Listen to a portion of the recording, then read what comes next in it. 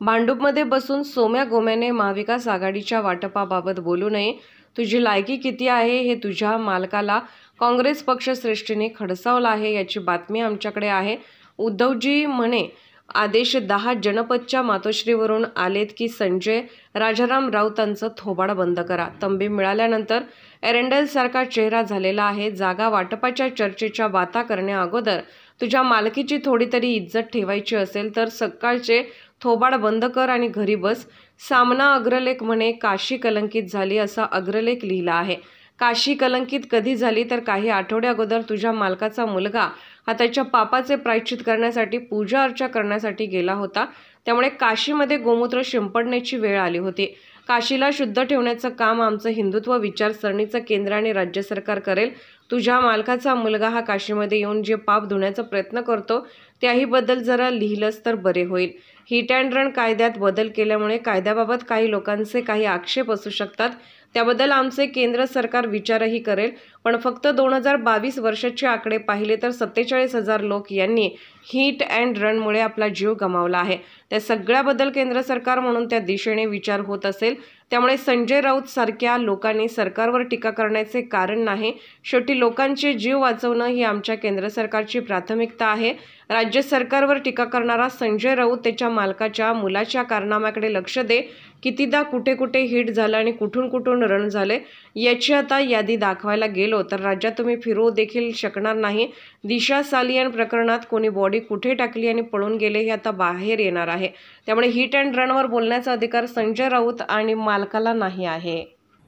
म्हणे सामनाच्या अग्रलेखमध्ये काशी कलंकित झाली आहे याबद्दल अग्रलेख लिहिलेला आहे.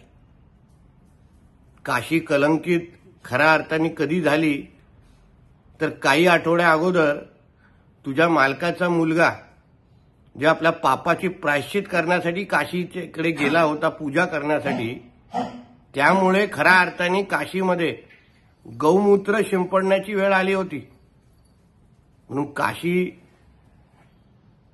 शुद्ध ठेवण्याचं काम आमचं हिंदुत्वादी विचाराचं केंद्र आणि राज्य सरकार निश्चित पद्धतीने करेल.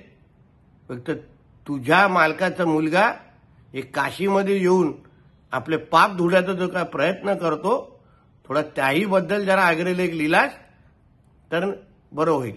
हिट अँड रन कायद्यामध्ये काही बदल केल्यामुळे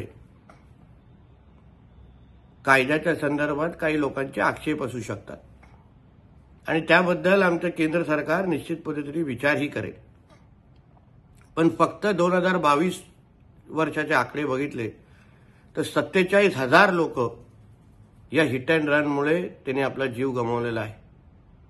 या सगळ्याबद्दल केंद्र सरकार म्हणून त्या दिशेने काही विचार होत असेल तर त्यामुळे संजय राजाराम राऊत सारख्या लोकांनी सरकारवर टीका करायचं काय कारण नाही. शेवटी लोकांचा जीव वाचवणं हे आमच्या केंद्र सरकारची प्राथमिकता आहे. पण त्याबद्दल काही मतांतर असू शकतात. त्याबद्दल आमचं केंद्र सरकार निश्चित पद्धतीने विचार करेल आणि आंदोलनांची पण दखल घेईल. पण ह्या निमित्ताने राज्य सरकारवर टीका करणारा हा संजय राजाराम राऊत थोडं तरी त्याच्या मालकाच्या मुलाच्या कारनाम्याकडे बघितलं असतं ना तर मग हिट अँड रन बद्दल बोलण्याची हिंमत पण झाली नसती. आता कितींदा कुठे कुठे हिट झालाय आणि कुठून कुठून रन झालाय तुझ्या मालकाचा मुलगा ह्याची आता यादी दाखवायला गेलो तर महाराष्ट्रामध्ये तुम्ही फिरू पण शकणार नाही. त्या दिशा सालियन मर्डर केसमध्ये कोणी बॉडी कुठे टाकली आणि कसं तिथून पळून गेले हे आता पोलीस चौकशीत बाहेर येणारच आहे. म्हणून हिट अँड रनच्या वर बोलण्याचा नैतिक अधिकार संजय राजाराम राऊत आणि त्याच्या मालकाला नाहीच आहे हे मी ठणकावून सांगेन. भांडूपमध्ये बसून सोम्या गोम्यानी महाविकास आघाडी आणि इंडी बैठकीच्या जागा वाटपाबद्दल बोलू नये. तुझी लायकी किती आहे हे तुझ्या मालकाला काँग्रेस पक्षश्रेष्ठीने खडसवलंय ह्याची बातमी आमच्याकडे आहे. उद्धवजींना म्हणे स्ट्रिक्ट आदेश 10 जनपदच्या मातोश्रीवरून आले आहेत की संजय राजाराम राऊत तो थोबाड बंद करा, आणि म्हणून तंबी मिळाल्यानंतर एरंडेल सारखा चेहरा झालेला आहे. म्हणून जागा वाटपाच्या चर्चेच्या मोठ्या मोठ्या बाता करण्या अगोदर तुझ्या मालकाची थोडी काय इज्जत ठेवायची असेल तर सकाळचं थोबाड बंद कर आणि एकदाचाच घरी बस.